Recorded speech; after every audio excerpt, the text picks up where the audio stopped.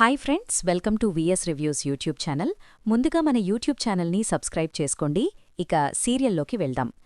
దీప abortion గురించి తెలుసుకొని హాస్పిటల్కి వచ్చిన కాంచనకి డాక్టర్ ద్వారా ఎదురుపడ్డ గుండె పగిలి నిజం. అసలిదంతా ఎలా జరగబోతోంది? దీప అబార్షన్ గురించి కాంచనకి ఎలా తెలిసింది? ఏం జరిగింది అనేది ఈ వీడియోలో తెలుసుకుందాం. వీడియో నచ్చితే తప్పకుండా వీడియోకి లైక్ చేయండి.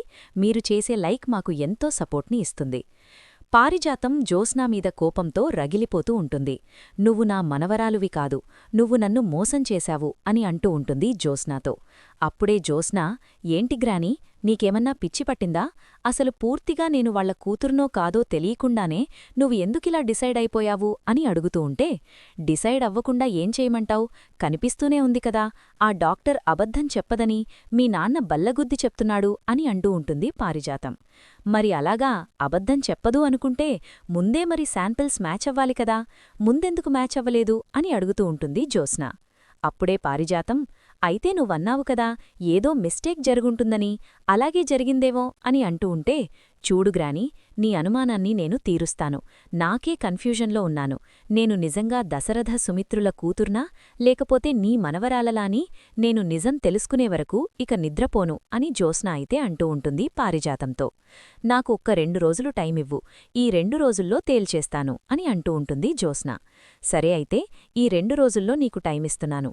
ఈ 2 రోజుల్లో మాత్రం నా మనవరాలో కాదో నిజం తేలాల్సిందే అని అంటూ ఉంటుంది ఇక పారిజాతం.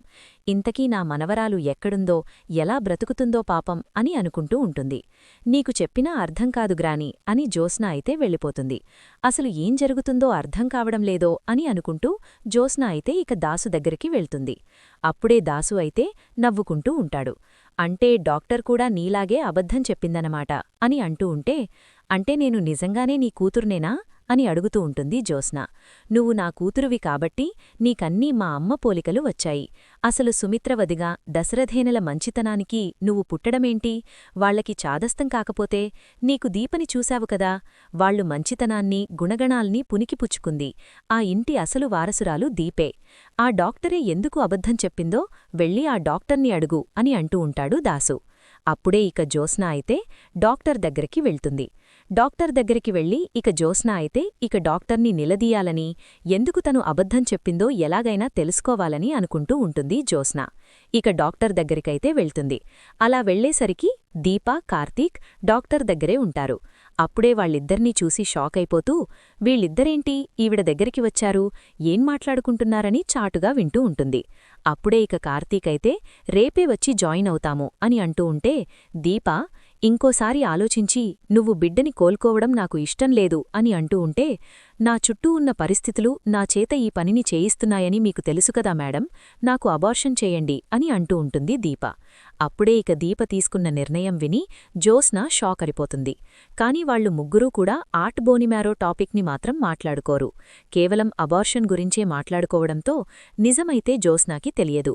దీప అబార్షన్ చేయించుకుంటున్నా ఈ విషయం అత్తకి బహుశా తెలియకపోవచ్చు.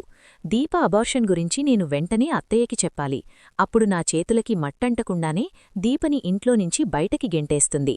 తర్వాత బావుకి మళ్లీ పెళ్లి చెయ్యాలని నిర్ణయించుకుంటుంది అని జ్యోత్స్నా అయితే ఈ విషయాన్ని వెంటనే కాంచనకి చెప్పాలని అక్కడినుంచి వెళ్ళిపోతుంది. తర్వాత ఇక బోనిమ్యారో గురించి మాట్లాడుకుంటూ ఉంటారు. జ్యోత్స్నానే బోనిమ్యారో ఇస్తుందని మత్త చాలా సంతోషపడిపోతుంది డాక్టర్ అని అంటూ ఉంటాడు కార్తీక్. అయితే అప్పుడే ఇక డాక్టర్ అయితే, అసలు నిజం తెలియక సుమిత్రగారు జ్యోత్స్నాని పొగుడుతున్నట్టున్నారు. అసలు నిజం తెలిస్తే తల్లిని కూడా చూడకుండా చేతులెట్టి దండం కూడా పెడతారు నీకు దీపా అని అంటూ ఉంటుంది డాక్టరైతే. మా అమ్మ బ్రతకాలి, దానికోసమే ఇదంతా అని దీప అంటూ ఉంటుంది. సరే దీపా, మీరు రేపు రండి, రేపు సాయంత్రం సుమిత్రగారిని అడ్మిట్ చేయమని చెప్తాను అని అంటూ ఉంటుంది డాక్టరైతే. తర్వాత ఇక జ్యోత్స్నా ఇంటికైతే వెళ్తుంది. ఇంటికి వెళ్లిన తర్వాత అప్పుడే ఇక జ్యోత్స్నా కాంచనతో ఎలా ఉన్నావత్తా అని అడుగుతూ ఉంటే, ఏంటే ఇలా వచ్చావు, మళ్ళీ ఏం కొంపలు ముంచడానికి వచ్చావు అని అడుగుతూ ఉంటుంది కాంచన. అసలు ఏం మాట్లాడుతున్నావత్తా, నేను కొంపలు ముంచడానికే వస్తానా ఏంటి అని అడుగుతూ ఉంటుంది జ్యోత్స్నా. అవును బావా, దీపా కార్తీకేరి ఎక్కడికి వెళ్లారు అని అంటూ ఉంటే, అదేంటి వాళ్ళిద్దరూ మీ ఇంటి దగ్గరే కదా ఉన్నారు అని అడుగుతూ ఉంటుంది కాంచన. అప్పుడే ఇక జ్యోత్స్నా అయితే, మా ఇంటి దగ్గర లేరు, హాస్పిటల్లో ఉన్నారు. హాస్పిటల్లో నీ కోడలు కడుపులో నువ్వెంతో ఆశలు పెట్టుకున్నా నీ మనవరాల్ని చంపేయబోతోంది అని అంటూ ఉంటుంది జ్యోత్స్న. ఆ మాట విని ఒక్కసారి అక్కడే ఉన్న కాంచన, అనసూయ షాక్ అయిపోతూ, పిచ్చి పిచ్చి మాటలు మాట్లాడావంటే పళ్ళు రాలగొడతాను అని కాంచన అయితే అంటుంది. పిచ్చి పిచ్చి మాటలు కాదత్తా, నేను చెప్పేది నిజం అని అంటూ ఉంటుంది జ్యోత్స్న. ఇక జ్యోత్స్న అలా అనుకుని ఇక వెంటనే వీడియోని తీస్తుంది. వాళ్లని ఆ వీడియోని చూపిస్తుంది. కావాల్సింటే చూడు మమ్మీ, కీ ట్రీట్మెంట్ చేస్తున్న డాక్టర్ హారికగారే. అత్తా, మళ్లీ దీపకి అబార్షన్ కూడా చేస్తున్నారు అని వీడియోని చూపిస్తుంది.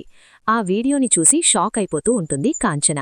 అక్క, ఇది చెప్పేది నిజమో కాదో నాకింకా నమ్మకం లేదు, పద మనం వెళ్ళి తేల్చుకుందాము అని అంటూ ఉంటుంది కాంచన అయితే అనసూయతో.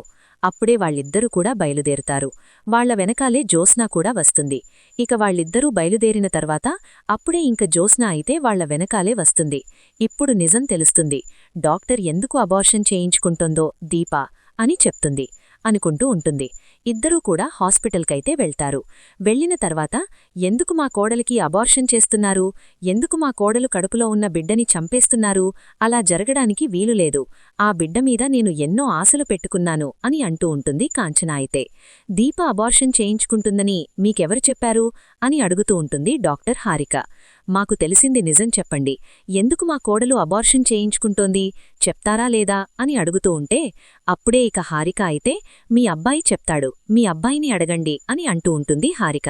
అప్పుడే ఇక కాంచన అయితే, మీరు నాకు చెప్పరు కదా, అయితే మా నాన్నకే ఫోన్ చేస్తాను, శివనారాయణగారు వస్తారు, అప్పుడు అడుగుతారు, చెప్పండి అని అంటూ ఉంటుంది ఇక కాంచన అయితే. అప్పుడే ఇక డాక్టర్ అయితే, చూడండి కాంచనగారు, ఇది ఎంతో రహస్యంగా చేస్తున్నాము. ఒకవేళ మీరు ఈ నిజాన్ని అందరి ముందు బయటపెడితే మీ వదిన ప్రాణాలకే ప్రమాదం అని అంటూ ఉంటుంది డాక్టర్. అసలు దీప అబార్షన్కి మా వదిన ప్రాణాలకి లింకేంటి డాక్టర్, మీరు నాకు పూర్తిగా వివరంగా చెప్పడం లేదు అని కాంచన అడుగుతుంది. ఎన్నో ఆశలతో కడుపులో ఉన్న బిడ్డమీద ఎన్నో ఆశలు ఆశయాలు పెట్టుకున్నాను. మా అమ్మే మళ్లీ తిరిగి వస్తుందని అనుకున్నాను. మరి ఇలా అబార్షన్ చేయించుకోవడమేంటి అని అంటూ ఉంటుంది కాంచన. అప్పుడే ఇక డాక్టర్ అయితే, ఎందుకంటే మీ వదినకి బోనుమ్యారో ఇచ్చేది దీపే. బోనుమ్యారో ఇచ్చేవాళ్లు కడుపుతో ఉన్నవాళ్లు పనికిరారు, ఆ కడుపు పోతుంది, కడుపులో ఉన్న బిడ్డ బ్రతకరు అని చెప్తూ ఉంటుంది డాక్టర్.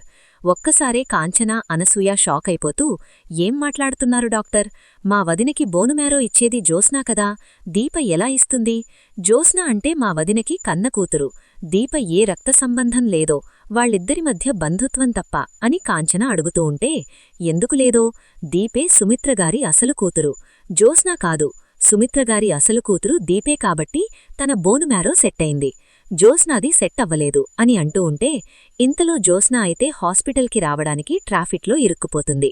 ఇక దాంతో తర్వాత ఇక హాస్పిటల్కి మెల్లిగా అయితే వస్తూ ఉంటుంది. ఈలోగా కాంచనకి నిజం చెప్పేస్తూ ఉంటుంది డాక్టర్ అయితే. అప్పుడే జరిగిందంతా తెలుసుకొని ఒక్కసారే తలకొట్టుకుంటుంది కాంచన.